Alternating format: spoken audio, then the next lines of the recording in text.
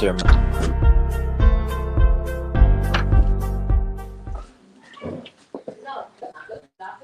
All right, a pleasant Good Friday evening to you on Playoff Friday in the quarterfinals, Dave. We've rounded up some winners from the East County tonight. We did have some winning teams for sure tonight, including at home, Dave. We've got the Helix Highlanders joining us, Dave, right now off of their win tonight in Division II over La Jolla. 41-25. Gabe Giordano joins us from the defense. And we're also going to have another guest. We just lost our connection there real quick, but I think we'll be able to get it back here as we have Joshua Robinson joining us, hopefully, as well. Gabe, great job by – oh, we lost – he's probably texting him here right now, Dave. Maybe we can talk about the game. Gabe and Joshua coming back. Thank you, guys. A great job tonight with the win over a tough La Jolla team. You guys knew it would be a little bit tough tonight, but man, we're playing with confidence right now, Gabe. We get the win here. We pop up the score for everybody. 41-25 at this point. And I will say it did feel like a pretty confident win for you guys the way I saw it there anyway. He took the lead 14-10 in the second quarter on a run by Pablo Jackson. Pablo had a huge night tonight, but you guys got off pretty good on the defense, especially when La Jolla kept kind of fighting back. You guys were able to get some key stops to help us pull away a little bit. Gabe, characterize the game for us from the defensive perspective. I'm sure you guys are pretty pleased. Even 25 points allowed. You guys did the job. For sure. Absolutely. Tell us about it tonight, Gabe, and how the defense played. Look, La Jolla's got a pretty potent passing game. We know that. And what was the thought going in against the Vikings? So personally, I feel like the one way that our defense took it to advantage this game was definitely being able to how we practiced this week. I mean, we talked about it again and again throughout the week, mentioning how we looked at film and the plays throughout the week. And I just feel like the moment we got on the field, that opportunity came straight to us, and we remembered all the plays and we took it, ahead of us to make sure we did all our jobs and our assignments. And, when second half came out, we obviously continued to do that. And at this point with stronger and more energy. And I feel like at that point, we definitely pulled away for sure, along with our offense doing their thing, doing with Pablo and our new but good star, Jet. Yeah, how did Jet Gottlieb? Another nice performance from him as well, Dave. Also joining us, Dave, is Joshua Robinson. He had one of two interceptions tonight, including a first interception late in the first half as La Jolla's tried to get something going there. And Helix ended up getting an interception from Joshua. Go ahead, Dave. I know you have questions for the guys. Yeah, I mean, you're mentioning the offense.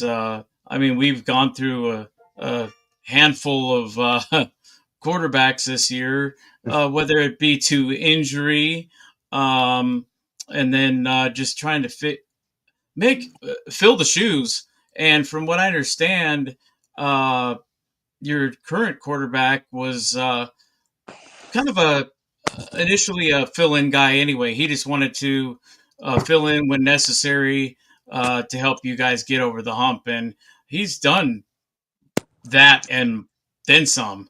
I'm sure you guys are pretty pleased on that side of the ball. A youngster like that can read the defense and the way he's been chucking the rock. Yeah, just a senior though. He is a senior. He definitely came in, and we weren't asking him to do too much, but we told him if he had anything to come in to use, that we could use to help us, obviously. And he was definitely the right guy to ask him. And he came in, and he from the start he started doing what we needed him to do. And he definitely has been a person on our offense that has stepped up to make our run to playoffs successful. 100%. Joshua, we had that interception there late in the first half to stop La Jolla. And how'd you guys feel going up against a passing attack like the Vikings have? I think we felt pretty good. I think we just had some good weeks the past couple of weeks with just how we played Steel. So I think we were ready just for whatever they were gonna throw at us. So I felt like we were prepared, and just felt confident. So it was cool to see all our hard work pay off today, for sure. So we felt good. Felt good for sure. I can agree. So, I mean, and all of a sudden, you guys are really, I mean, you caught fire a little later in the season because it was, I mean, I'm sure you guys noticed it too, a little sputtering out at the gate, and which is not really a typical character of the Helix Highlanders for many decades. So, I mean, what was really the secret sauce, if I may? I mean, from what me speaking for me and Joshua here, but also Joshua having his own say, I think it definitely had to do with the fact that, I mean, we are known to have a lot of young guys on our team right now, with my other following sophomore safety, freshman, other corner, and now safety. A lot of young guys getting the use of varsity flow. But I just really think it took us to um, play with one another, to get comfortable with one another on the field, especially with communicating and knowing your responsibility. I think that really stepped in game recently, offense and defense for that matter. And I think that has especially been important in the past couple games when we've been playing these teams. And I think it's also going to be very important when we're going into the playoffs. But that's definitely, in my belief, what has helped with the fire recently and making us be the Highlanders we're supposed to be, playing our best football for sure. Hey, Joshua, they closed that gap there late in the third quarter, 28-25. Despite you guys, I said you guys had a pretty good game defensively. What went into you guys at that point knowing, hey, no more points here, even though Pablo and the offense kept responding and keeping us in front there? It felt like that's got to be confident for you guys too. But at that point, you probably said no more, huh? So we knew we had to just lock in. And I think it just goes back to that confidence. Like, we knew that we had the guys to get it done and to not give up any more points. So I think we didn't really feel too nervous because we've been in those hard situations before. So we continued to lock in. So we felt good. We weren't too worried. And when you got people like Pablo and Jet, Braylon, all those guys, like, you don't really got to worry too much because you know they're going to do their job. So I think we weren't too worried at all in that position. So we felt pretty good. So now, where do we go from here? I mean, now we're pumped up. We're on the right track. Um, I mean, let's face it. When you're not in the open division, it's pretty much a tournament per division, as Ramon has and I have discussed quite a few times. But now you get a chance to win the tournament division too.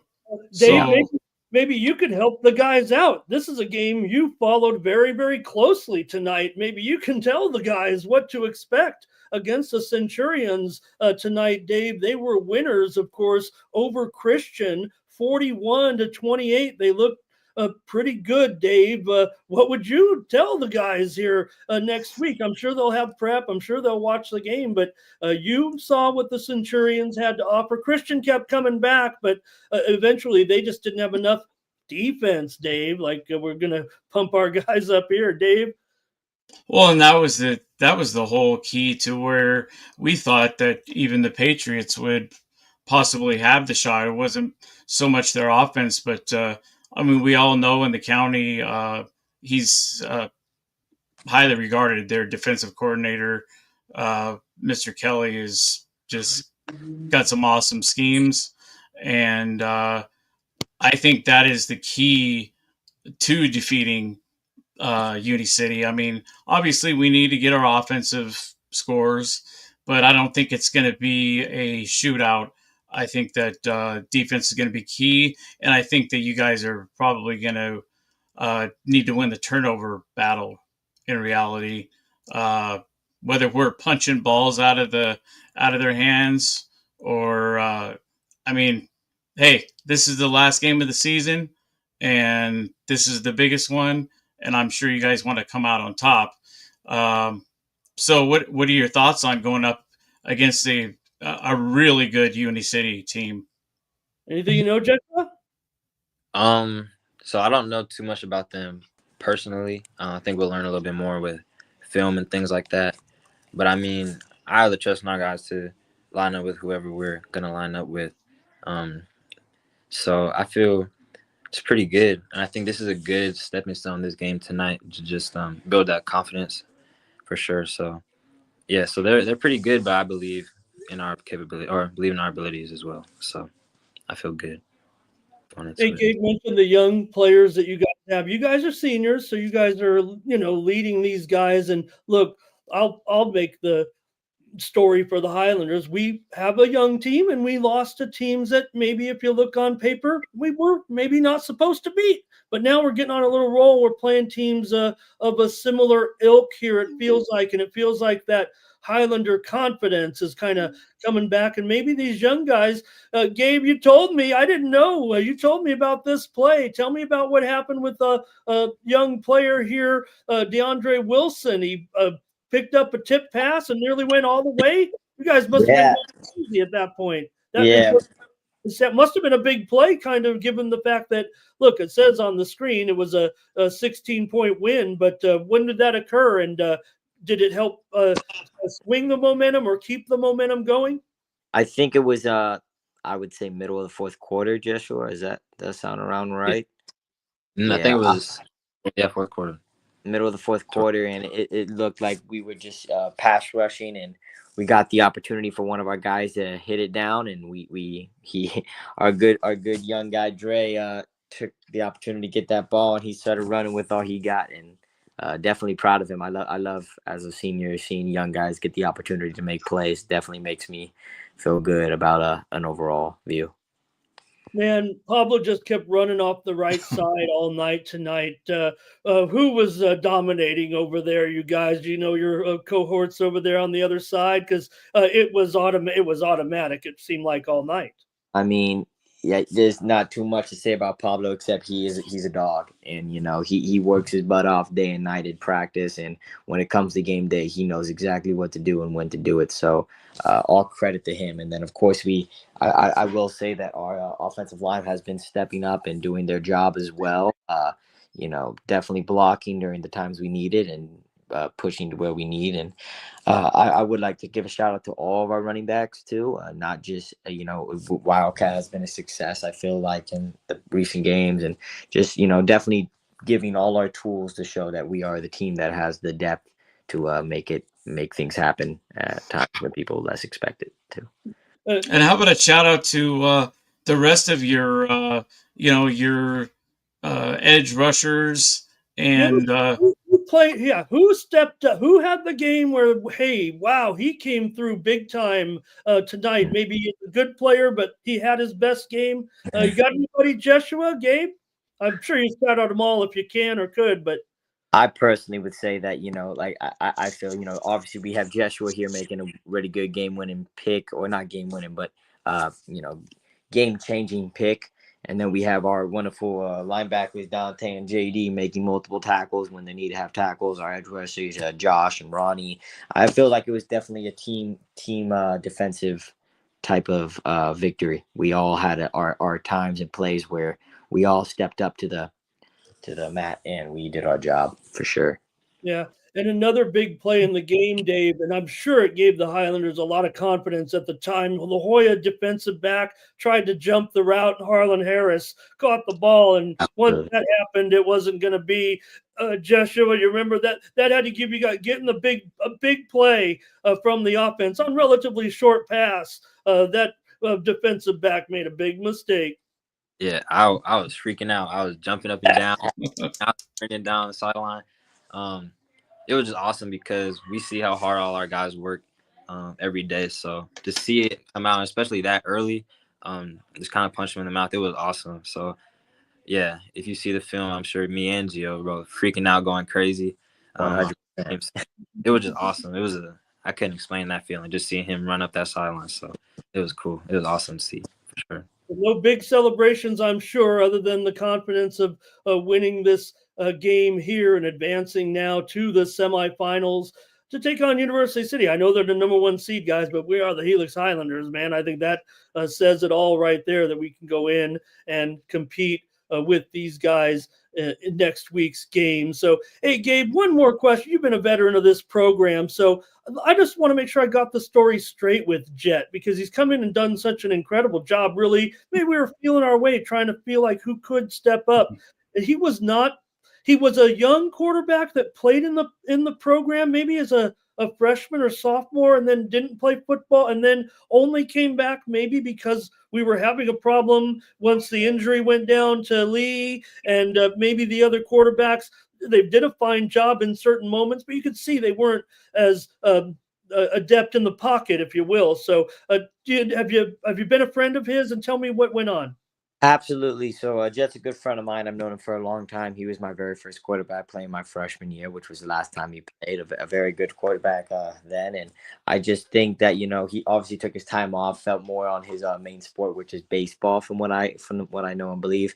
And then basically what you said is, yeah, we're having our own difficulty at times with our quarterback situation, and he decided to give the opportunity, and we gave him the opportunity to come in and take that chance to see if he could help us out, and he definitely has took that chance. And he's been extremely humble and hardworking, whether that's conditioning or learning each play by play in a short time period, and making a difference on the field for sure.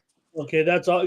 It does, Dave, kind of coincide with the surge here of the Highlanders in the postseason, picking up the win tonight. And hey, it looked okay there. Look, that we watched the Eagles game, Dave. I paid off my bet, I hope, when the Eagles beat the Highlanders. But again, a young team here, and nothing like hey, whatever division you're in, you can only win it. So 2 more to go, guys. Great job. Joshua Robinson with that INT in the defense tonight. Gabe Giordano, team leader extraordinaire, and our guy to hook us up tonight with Joshua. Thanks a lot, guys. And Dave, thank you for getting them. Let's go, my guys. Hey, let me do once a Scotty. Always a Always Scott. All right, guys, let's do it next week. Maybe we can hook up with these guys, Dave, on the road next week here in their next contest. I think I have it right there. Right? No, I'm sorry. Yeah, I messed up on the. I hope they didn't get too thrilled. We're playing Modern Day Catholic. I know. I heard Dave just say it. I was a little rushed here. If anything, you know what? Now that I think about it, and I'm sorry I messed that up. I just was typing so fast. That's more of a familiar opponent for us, actually, right? So maybe there is. So I'll get us out of here, Gabe. But now that I fixed my mistake, does that change your approach at all that we're playing modern day? Change the approach, but knowing that maybe we have a little bit of a beat on them, more so, a little bit. Sorry about that, guys.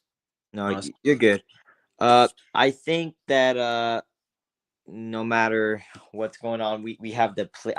What I would say is the playoff mindset, which is when these games come to our table, we always do exactly what we're supposed to do, which is play hard, play fast, play physical.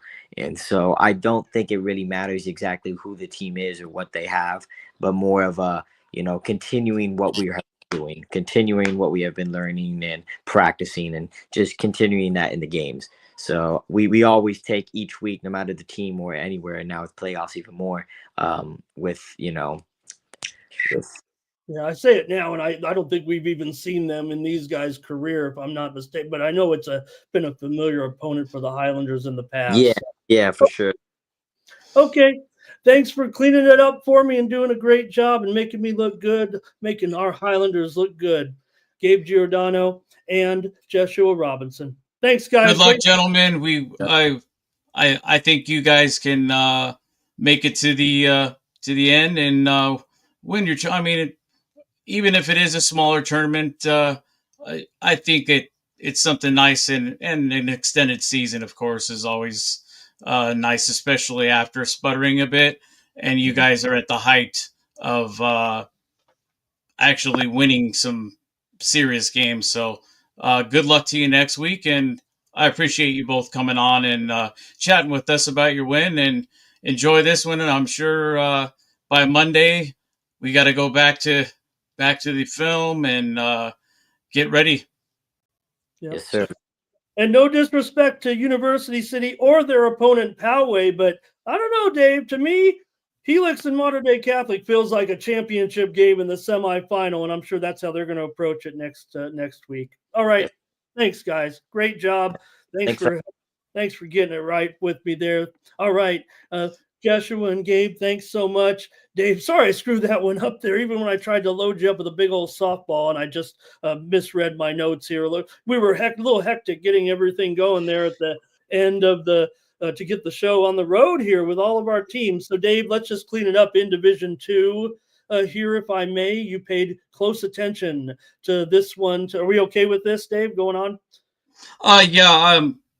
I he might be with Benitez, but we'll be hearing from Brendan Lewis here shortly from the Granite Hills Eagles. I just didn't want to interrupt the Highlanders and let them have their moment. Well, they were terrific, obviously. So we'll clean up Division Two here, Dave, while we await the Eagles, if that's okay.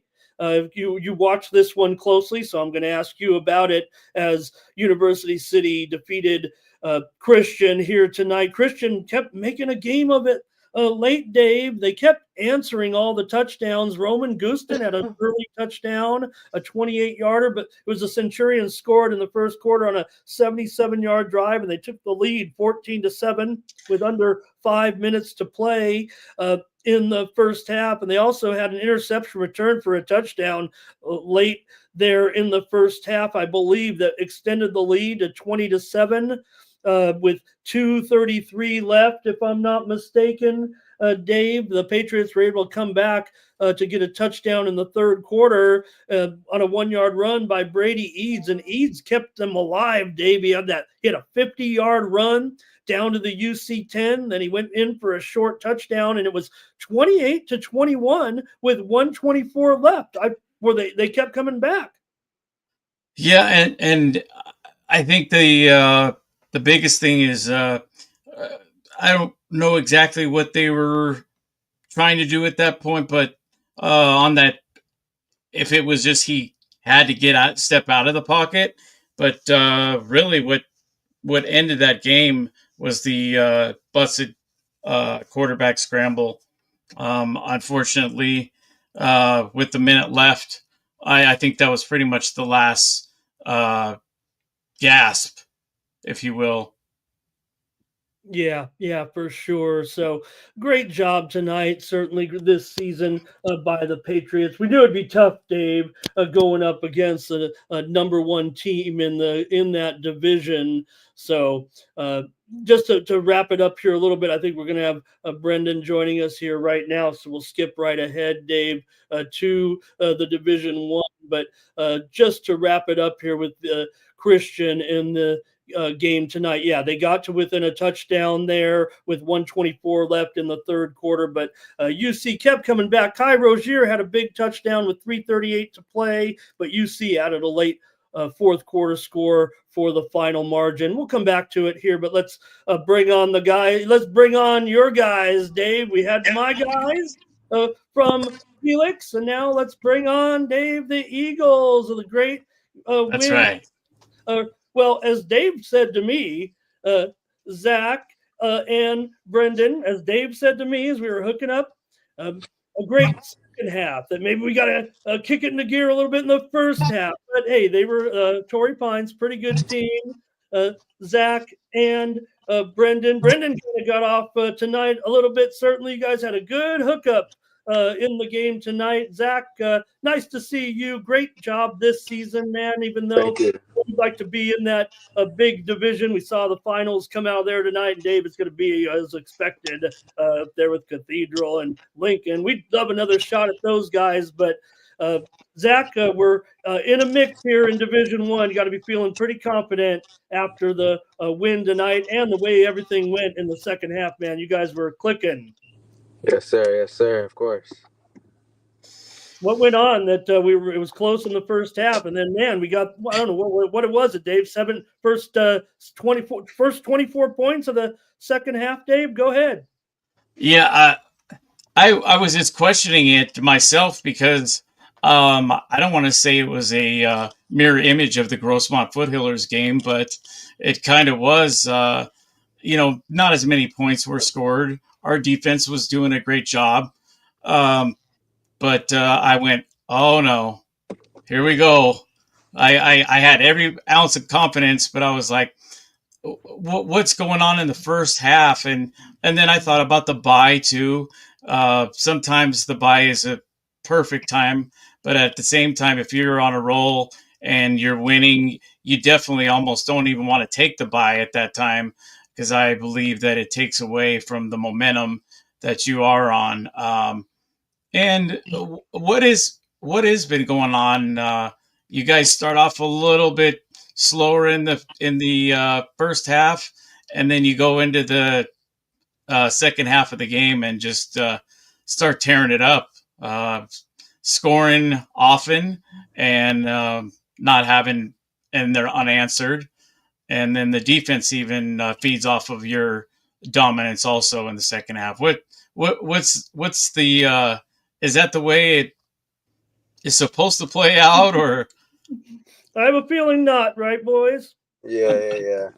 That's Definitely. not like we always want to like come out, ready to go and like fire off so we can like get some points on the board. But I mean, these past couple of games we've been starting off slow, but it's just we play against great competition and our game plan doesn't like go as well. So they switch up their game plan. And, like today, they switched up their game plan. They were really going after Max, so we just had to like pick and choose like with our pro set with our two running backs and just use all of them, and then the short little passes, keep throwing those. So we just kind of changed our game plan like as halftime came. Talked with my quarterback coach, Coach Hopper. Talked to him about what I see, and then he trusted me, and then we trusted our guys. So and then our O line, they stepped up as well. They were like giving our guys blocks, and it opened up our running game a lot. So we kept using it, and then the detachment throws as well. They were all there, so we kind of talked about that. and how great is it just to be able to lean on? I've the whole year I've been hoping Spalding got some more touches, because I think it really helps out with giving Turner a break. He's the stallion out there. He's the workhorse, and I think that Spalding is coming on and really becoming a good second punch. Not to mention Matar is also still stepped up and started helping in the backfield as well. Uh, how has that helped you, even in the blocking scheme, Zach? I mean, they've been doing their job running the ball, and as far as like blocking scheme, they help with like any like pressure coming in. So, and if anything, we can rely on the run game. They're able to pound the ball. We have a good running back roster. Yeah. Yeah, no doubt. Yeah, three musketeers, right? Yeah. You got three of them back there, and to be able to give, I mean, you had Pablo and Max last year, and boy, that two-headed monster was really something anyway. But you got to hand it to him. Spalding and Tar, they've stepped up and really taken some of that pressure off of Turner. So I mean, because at this part of the season, I mean, we're we're getting knocked around a little bit more. We're getting a little more tired. We're beat up just like any other team as we continue in our playoff run. Um, so we digest this one. I mean, we scored we broke all kinds of records. What, 3 weeks ago? Um, Yeah, but I think that was key, right? Because the rough, that's what everybody's pointing at, Brendan. And we, give up all those points to grow. Hey, Grossmont's got a nice offense. We all know they're setting records all over the place. Maybe there was some complacency or whatever. We know we're going to probably not get the open division. So, hey, Brendan, when the defense was closing in on Max in the running game tonight, you've made big plays in some of the biggest moments in this team's great run over the last couple of years. But you had to feel like tonight you were going to, once if they were shutting them down, and Zach said we're going to adjust You had to think you were going to get some action. 2 touchdowns tonight. You had the one in the third quarter that gave your team the lead, 17-13, and then extended the lead with the pass from Zach to make it 31-13. But did you feel like you'd need to get more? Not that you're an afterthought, and you've had a great career, but Max has done, and the running game's done such an incredible job. Do you think you're going to get your number called a little more once the way things were going in the first half? I mean, yeah. Honestly, it's always a run first team. We're a run first team. We know that. We basically showed that off last year when we had Pablo and Max as our two-headed monster. But this year now, like you guys said, with the additions of Gage and Anthony, I think they're both really great backs. Give Max time to breathe. But honestly, we saw in film earlier this week that Torrey Pines was running a very soft defense. So we knew that if they did play for Max, which they did, and shout out to them, they did a really good controlling them for a little bit. We knew we can get out the bubbles, and honestly, it was all entrusted in my other receivers. Being able to block on the outside, being able to get goals. So props to them, because without them, I wouldn't be able to get the yards after catch I did today. So it's good thanks to them. Zach, was that something that was you said it yourself that you're gonna have to change it up? Was it at halftime? Dave loves to ask about the halftime adjustments. I never get to. Was there adjustments tonight because of what was going on? Yeah, most definitely. I mean, throughout the week we were talking about like the detachment throws, but I wasn't really hitting them in the first half. I started slow myself, so So we lost Zach there. Brendan, you want to clean up though? What I was you kind of Hello? go ahead. There he is. We got Okay, you back. sorry. All of that. Yeah, Pick so up- I started off slow myself, so that was kind of like it fell on me.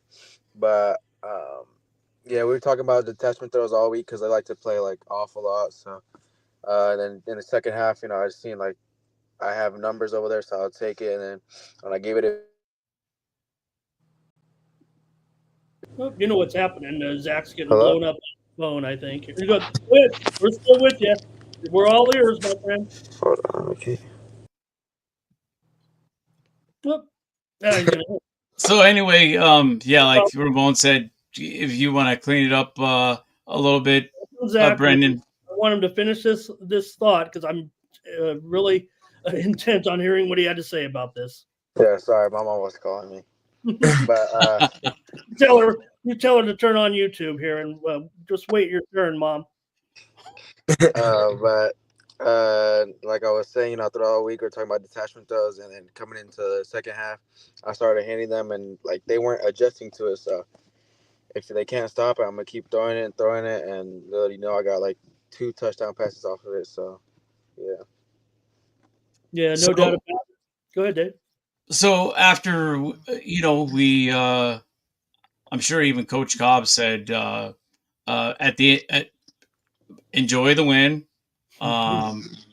and I'm sure he might have even mentioned something though. Let's get started a little sooner, and and put those points up there as the competition obviously gets tougher. That we need to score often and as much as we can in any way we can, even if we are a run first team. I'm sure he's even got some special plays up his sleeve. I mean, we've seen some of that, some halfback or even receiver throws. So I think those are good. I wouldn't be surprised to see something like that come out of his magic.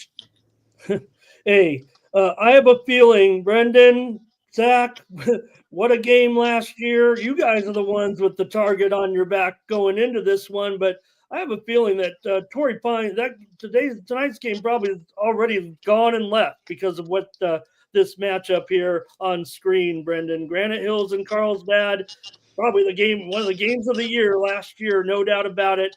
49 or 46, 45, I think it was in overtime. Brendan, what do you remember? And tell me what's going to happen, but I'm sure we know it's going to be pretty awesome to take on the Lancers again. Yeah, no, definitely. I definitely think that game last year was definitely like my coming out game. I felt there was a lot of cameras on that game, and I felt like me and Zach really showed our connection. on a deeper level that game. I remember I set the school record for most receptions in a game. So I know Carlsbad's definitely going to be planning for that, which definitely means it's going to leave it open for my teammates. I'm here to play for my teammates, whatever they need me to do, whether it's screens to them, whether it's bubbles to our running backs. I'm here to block. But that's ultimately the goal is I just want to win. I know me and Zach are going to be on the same page. We're practicing hard this week to prepare for Carlsbad. But honestly, if our whole offense is looking at all cylinders, I really don't see Carlsbad stop us. So just looking forward to that. A great game, playing that atmosphere again. Love that student section that Carlsbad brings. So I'm really excited. Zach, the chemistry that you guys put forth in that game, last season, 14 catches, just 140 some odd yards, if I'm not mistaken. But it was the security blanket that you had in that game. Did that evolve? Because you don't go out there saying, "Hey, we're going to get you 15 targets in one game." I mean, it kind of just built up throughout the game, and especially in, like, crucial plays. Like, I think our touchdown to get us into overtime, I threw like a 50-yard pass to Brendan. So it was mainly like in crucial times where we needed it. So, and then like they weren't stopping him, so just gonna keep feeding him the ball, and then if they adjust to him this week, like Brendan said, we're gonna be playing for our teammates, so get the team the ball and then especially get the win. Yeah, Dave, the Eagles ran for over 200 yards in the game, even though, we talk about Brendan catching all those passes. But again, they kept pounding it. Both Turner and Jackson at the time had over 100 yards rushing. Yeah, and I know you guys. I mean, you're mentioning team and just the team chemistry on that side of the ball, but how about your defense making some serious stops and some serious hits, and wrapping them up tonight, especially the second half. It's like tale of two halves for sure as far as the defense was concerned, and getting you guys the ball back was definitely. I mean, we had was it one interception tonight? I believe it was one, I think so, or yeah. was One or but two. One or two.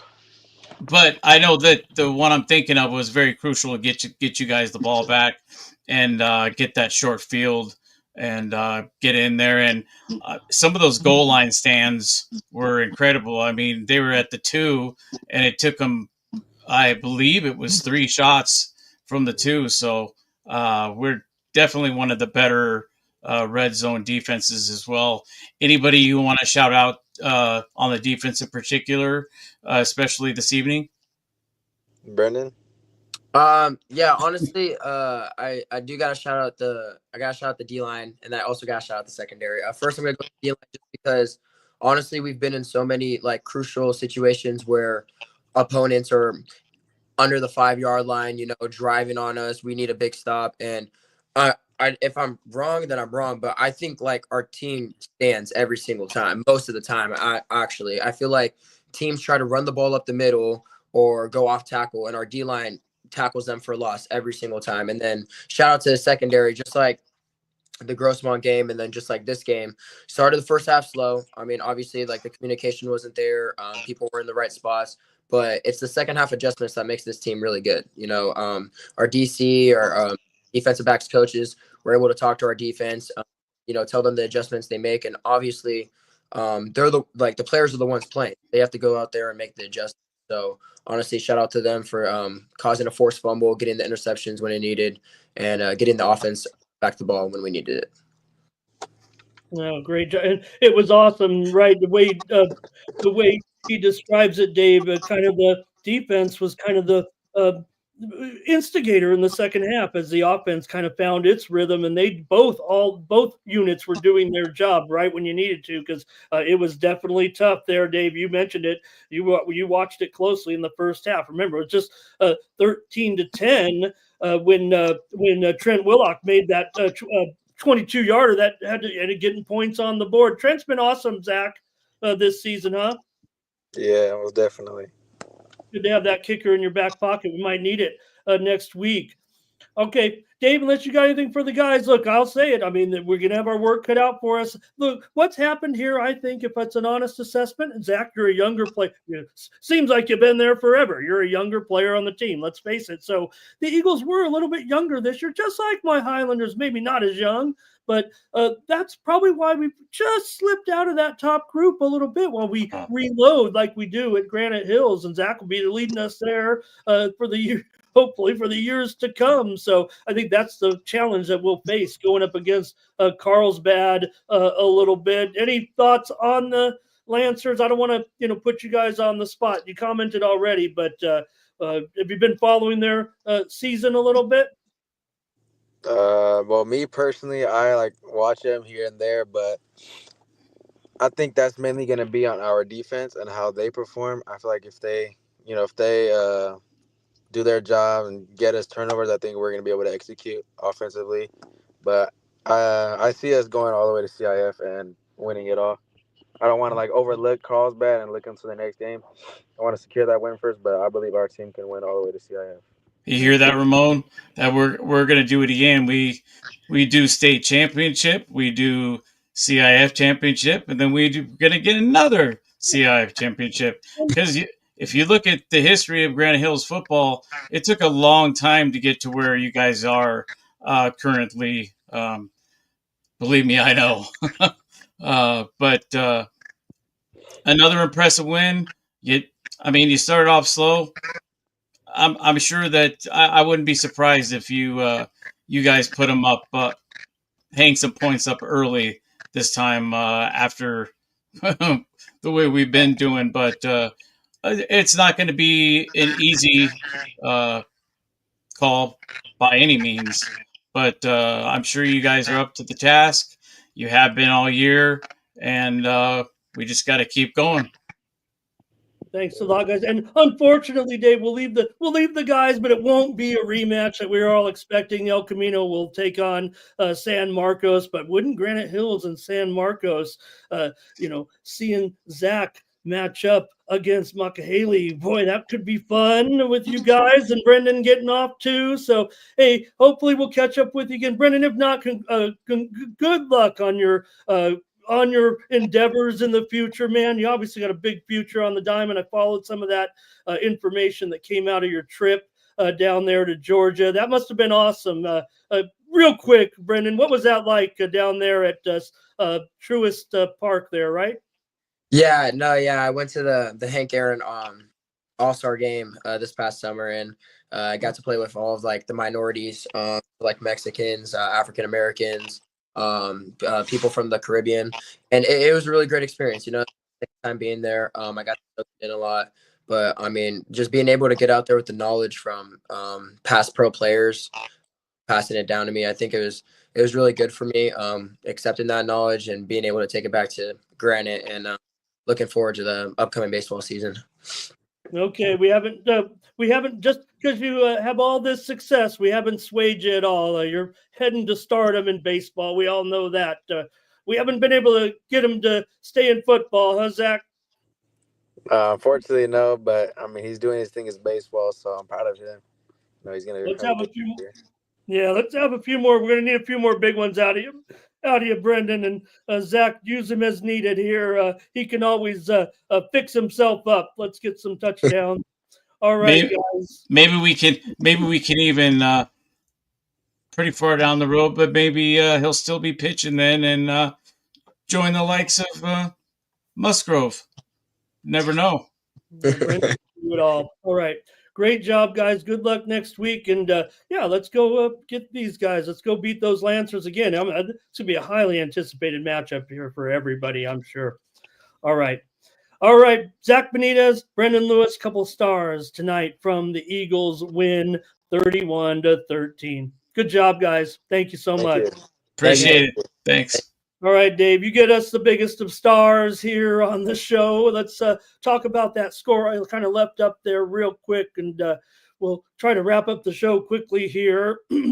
It was El Camino defeating Mount Miguel tonight, 43-27. The Matadors got a touchdown in the first quarter as the AJs hooked up again. Dave, it was Stowers to Logan, and the Matadors led 7-3 after the opening quarter. El Camino, though, eventually extended the lead to 15-7 with a couple of touchdowns, including a 30-yard fumble return for a touchdown after a sack and ensuing fumble on that play kind of gave them some big-time momentum. Stowers, though, connected with Logan again for a short touchdown pass to cut the lead to 15-13 at halftime, but El Camino did score the next two touchdowns in the third quarter, took a 29-13 lead, and then added another one later in the quarter to make it 36-13. Brandon Arrington scored a touchdown in the final minute of the third quarter to make it 36-19. He also caught the conversion pass. The Matadors, I think, added another one, but I think I had a tune out there. El Camino also scored in the final minute. So we won't get that rematch, Dave, between the Matadors and the Eagles. Would have liked to have seen that, but Matadors, I think it's just, like I said, maybe I overestimated their. They're very, very talented. Everybody knows that, but maybe some defensive woes, and they are out tonight as El Camino gets the win. But the Wildcats advance to take on San Marcos, and the winner of that game will play the winner of Granite Hills and Carlsbad again. Carlsbad's going to be favored now that the boys left. I think we can say it, but again, we beat them last year. In an exciting game. And you heard what Brendan was saying, catching those 14 passes. Well, I mean, I think that's going to be one of the keys too, is they need to start in the first quarter. I mean, they needed, especially against a team like that, they need to get started, put the foot on the gas, and just never stop. But I think they're definitely capable of. I think they, even in the first half, I think they played a lot better than they did against the Hillers this evening. Wasn't so much mistakes, just not converting and 3 and outs. We don't want to do anything like that, but I think that they're capable of beating Carlsbad again. As long as everything works, I'm sure there's going to be a different game plan as we approach a team like this, though, as opposed to a Torrey Pines team that we honestly, I believe I picked them by 2 touchdowns anyhow. But Granite Hill's still alive and well. Yep, no doubt about it. Okay, Dave, we talked about the Highlanders in Division 2. We talked about Christian in Division 2. Sorry, I messed up that one. Just want to let everybody know we'll be Helix at Modern Day Catholic. Want to kind of correct that there. In the semifinal matchup, the winner will take on University City versus Poway in the Division 2 finals. But you got to win that semifinal there first. Dave, did you have anything else on UC and Christian tonight? I think we pretty much covered. Did we get all the scoring plays in there as well? Yeah, Rozier, the late TD there. Do you have anything else with this one? Oh, I just think that I mean they had a great season. I think this was probably the tallest order for them this season. I mean the block PAT. I mean, Eads was. I thought that he was going to lead that comeback. And getting the whole team to buy into it as he has done. That 50-yarder and then got the touchdown to make it 28-21 with 1:24 left in the third. I just felt like they were, this team has done that before. Yeah, and then I think still the key was the busted play with the quarterback. I think if that would have been, and the key that they mentioned too was the timeouts. They still had all their timeouts in their pocket, but they've been fighting all season. Their defense has played stellar all year. Uh, but this was a tall order. We all knew it. Um, not only the darn computers, but even myself. I did think that it was going to be a little bit closer, though. Than I believe I set a field goal or by 2 points. But what a great season, anyhow. With what they did, the three changes of quarterback due to injury, um, and then of course the transfer and all those rules and such. But I think Christian is going to be back to their winning ways anyhow. But this one has probably got a sting a little bit. But it's not like they lost to somebody with no talent. I mean, this Uni City team, at least this year, is they definitely have a target on their back. All right, Dave. One of our teams is going to be playing for a CIF championship in Division 4. El Capitan beat Chula Vista 44-13 tonight. Dave, you kept a pretty close eye on this one. El Capitan scored just past the midway mark of the first quarter when Brody Kopp had a 2-yard rushing touchdown. El Capitan got into a little bit of a scoring a blitz with Chula Vista early. They struck on their second drive of the first quarter when Brant Barker connected with Aiden Benegas for a touchdown with under a minute to go in the period for a 14-0 lead. The pair also connected on a long pass to get Chula Vista to get into Chula Vista territory on that drive. But a great catch by Chula Vista's Gabriel Ruiz. I don't know if you saw that one, Dave, on that long bomb from Isaac Baca, put the Spartans on the board at 14-7. However, El Capitan, after a moment of trepidation because Chula Vista was able to kind of close the gap there a little bit. El Capitan got a 10-yard touchdown run, but Brady Girolman scoring with under 4 minutes to play. Aaron Altamirano had another interception, Dave, to put the ball on the Spartan 10, and Girolman ran it in for a score. And El Capitan took a 28-7 lead into halftime from a pass from Barker to Braden Linder from 18 yards out, Dave, to make it 28-7. You had to think they were looking good. Absolutely, and I think that talk about a revenge game after I'm sure feeling demoralized after losing originally in the beginning of the season or mid-season, and I'm sure they watched the film, and what it looked like to me is they just they made their adjustments and they made them almost perfectly. And I can't say enough things about that defense. Boy, they were just some great tackling. They were causing wreaking a lot of havoc with the receivers. I mean, I'd never seen so many drop balls, especially in the second half by Chula Vista. It was like a completely different team on both El Capitan and Chula Vista. Uh, Unfortunately for Chula Vista, El Capitan had their number and really showed what we thought El Capitan was going to be in our preview at the beginning of the season. And I think they're just getting started. I and On both sides of the ball, I think Brant is on fire. His accuracy, being able to step out of the pocket, and he can run also and throw on the run. And I just think they have every piece that they need to continue. And a Division 4 title is not out of the question. No, not at all here because they're going to be taking on the Grossmont Foothillers. Let me clean this up here real quick for El Capitan. You mentioned Barker. He also had a 38-yard touchdown pass to Michael Valencia. I seem to remember you calling that out in our preview, said he probably would hit him with a touchdown. That extended the lead to 44-13.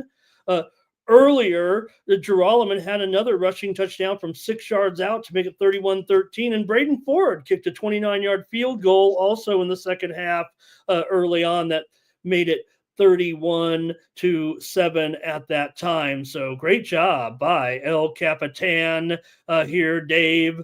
And they will be taking on The Grossmont Foothillers. Look at this, Dave. 49-21. The Grossmont defense came to play here tonight in a win over Mira Mesa. We don't have much information on this game. Trying to get some more information here right now as we're on. We might have some information here by the time we get off the air here, but we don't have much time left, quite frankly. Grossmont led 8-0 at the end of the first quarter. They led 20-6 at halftime, but look at that. They outscored them 29-15 in the second half as Grossmont got their offense going, obviously, but I think more importantly, they got the defense. Remember, this was a rematch of a game earlier this season that was a wild one when Grossmont won at Mira Mesa back in week 3, 32-28 for a fantastic finish. Boy, I have always liked that matchup too. I always, and then dating myself on that, but still remembering, you know,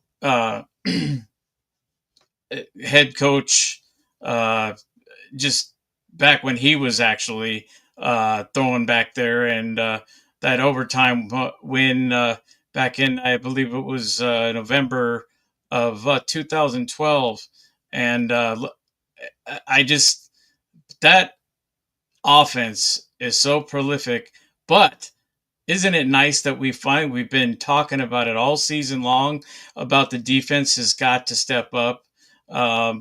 And against this Mira Mesa team, they had the whole formula, completely well prepared. And Mira Mesa, I think, has had a really tough year. I don't know what their issue is. They played a tough schedule, though. They played a very tough schedule.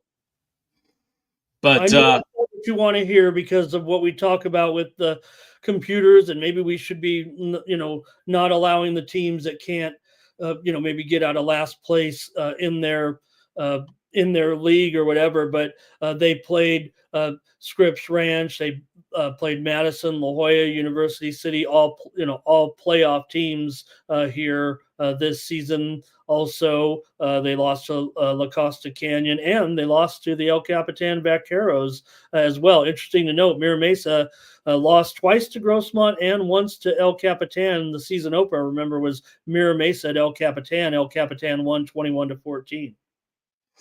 Yeah, and that was that's when we thought, okay, well, that's exactly how it's going to go for El Capitan. The whole season ran into a couple of speed bumps. They've been on fire since after they took those losses. And, I personally, and I mentioned this to one of our guests, I think it was Brant last week, maybe. Boy, when that stops, I always enjoyed it, even being a reporter on the field, is the pause and the how about them Vaqueros, the way that Coach Berner definitely puts in, definitely supporting his team, and really they've done a great job. But to see what Grossmont did again, too, against the Smear Mace team, they did it at home and they did it at their house. And now, what do we look forward to next for the Foothillers? Dave, are you going to come? Are we going to do? There's only 4 games left right now. Are we going to do a show on Wednesday, or do you want to make your prediction right here, right now? Grossmont at El Capitan with a trip to the finals here, Dave, on the line. And like I said, one of our teams will be in the finals here in Division 4. So which one? You want to wait? You need to sleep on it? Look, I think, El Capitan is at home. I don't know. I think Grossmont's offense probably is a little more prolific right now, but El Capitan, obviously the more complete team. I think they play a different brand of defense than the Foothillers right now. Yeah, I think that I would initially think that this would be a high scoring, but that depends on what defense shows up. If that typical El Capitan defense shows up, it's not going to be as easy for Thomas Donovan and crew and Noah Walker, and not to mention the offensive line that has to face that stout and very quick edge rush. Okay, well, look, there's big news in Division 4. I think Joshua was talking about it. There was an upset tonight. Ramona lost to Montgomery 28-7. So the number 1 seed's gone.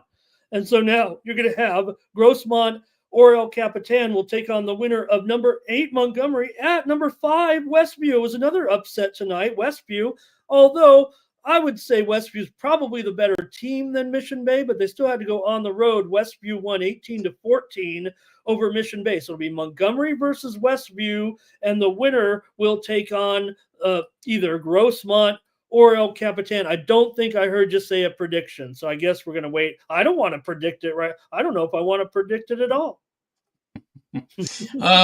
Yeah, I'm gonna think about this one because I just think plus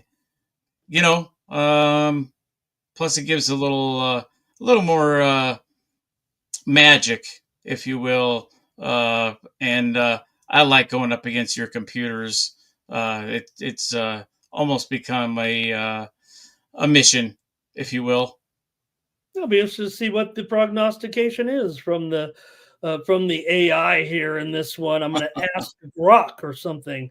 Okay, Dave, we've got big news tonight here from the game between Monta Vista and Hoover. Monta Vista wins. It looks close. It was close. Hoover did get a touchdown on the end and a 2-point conversion to get within 47-46 late. It was 47-38 when Alex Villanueva busted through the line on a 49-yard touchdown run late in the fourth quarter that put the icing on the cake. Really, Hoover did come down, got a nice touchdown and 2-point conversion, but it wasn't enough as Monta Vista wins here, Dave, by 1 point. Now, Dave, it was at one point a closer, was at one point, Dave, a little bit bigger of a margin than you see here. West Hills actually had a lead of 40-26 at the end of the third quarter. The score was tied at 13 all at the end of the first quarter,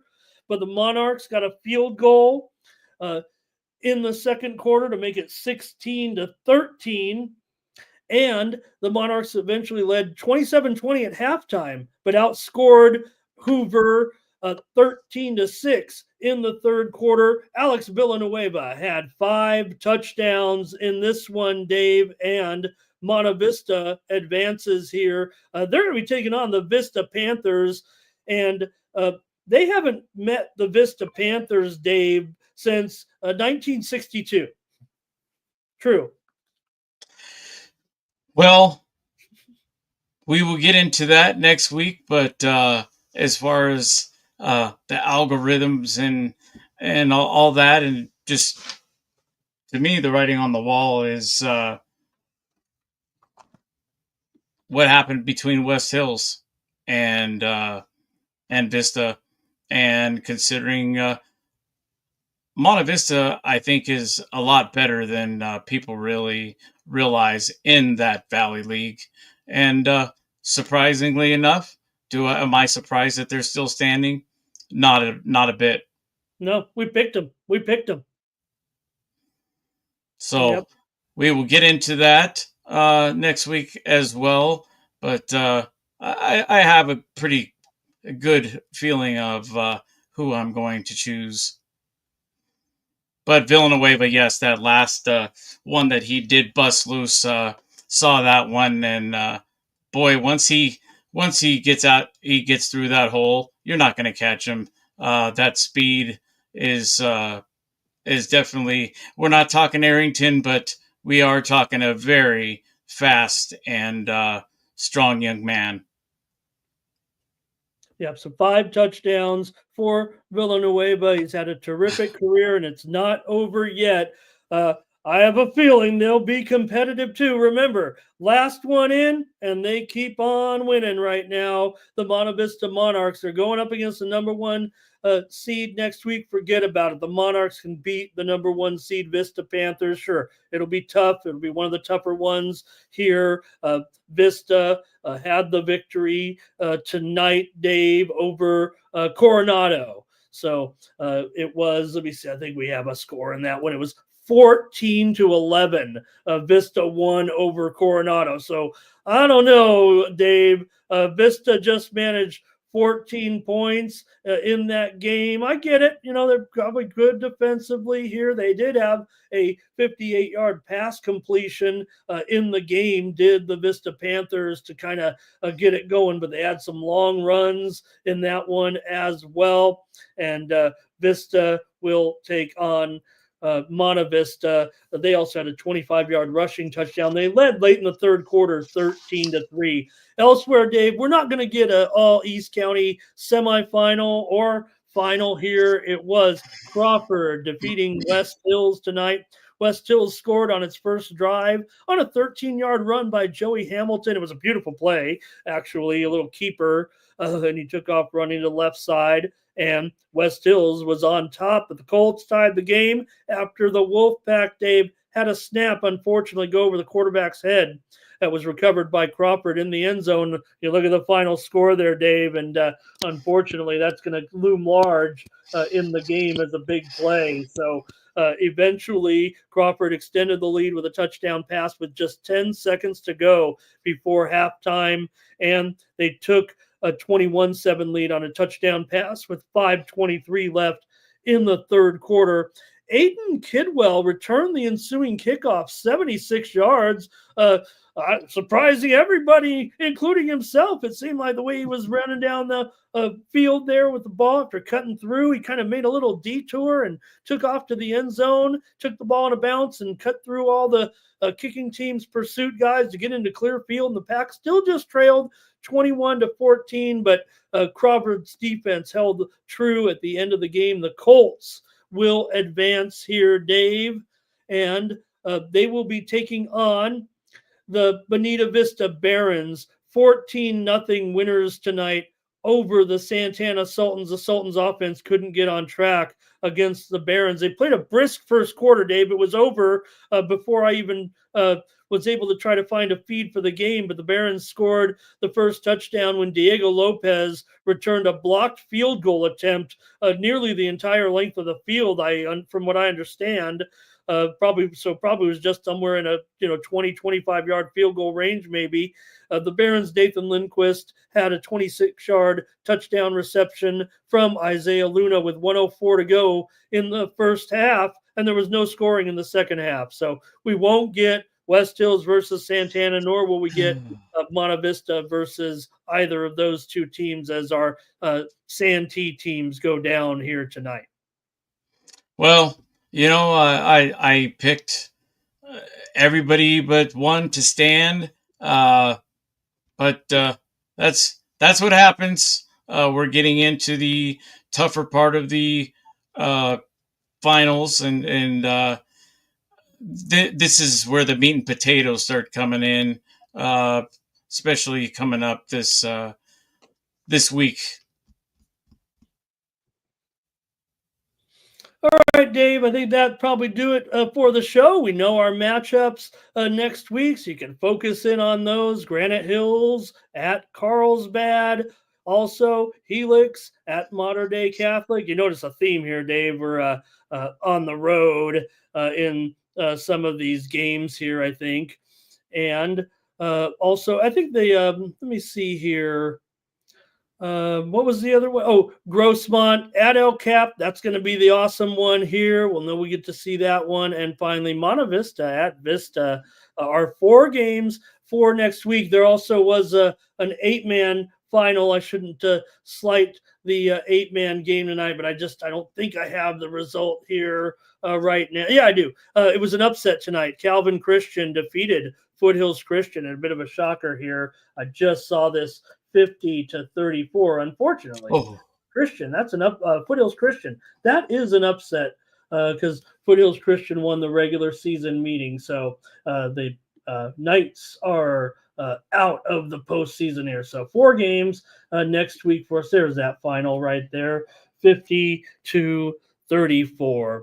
All right, Dave, great job getting our guest tonight. Really great show because of our teams that did win here tonight. We're still well alive here to win some championships. Absolutely, and like we always close out with, like thank our friends at Granite Mortgage and Lakeside Equipment for sponsoring not only the regular season but also the CIF.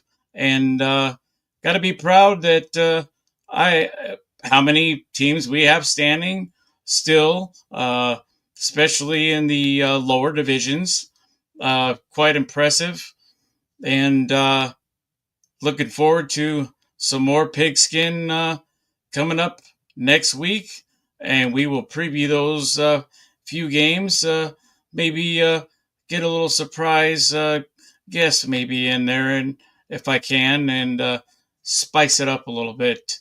But No, for no one would be here. Thank you. We got over 95 live viewers here, and I don't know if they'd hang out with us if we didn't have our great student athlete guests here joining us. I do want to shout out before you close it out, though, Dave. I thought I read off every at least scoring play that I was able to track down here at this point, but I did miss Helix's Jordan Lindley. Shout out Jordan with a touchdown tonight. So go ahead, Dave.